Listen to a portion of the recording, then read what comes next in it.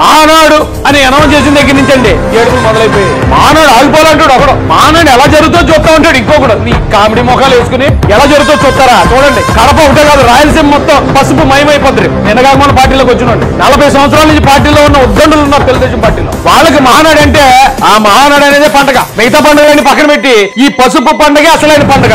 రేపు మొత్తం రాయలసీమ కమ్మేపోతుంది పసుపు. చూడండి, పసుపు దళం పాద గంటికలతో రాయలసీమ మొత్తం పలకరించబోతుంది. ఆ స్థాయిలో జరుగుతుంది. ఎవడో ఎన్ని ఏడుపులు ఏడ్చినా, ఎన్ని శుభ్ర పూజలు చేసినా, ఎంత దారుణమైనా చేసినా కూడా మహానాడు జరిగితే ఇప్పుడు దాకా జరిగిన అన్ని మహానాడుని కలదన్నే విధంగా ఈ మహానాడు జరగబోతుందని అందరికీ తెలియదు.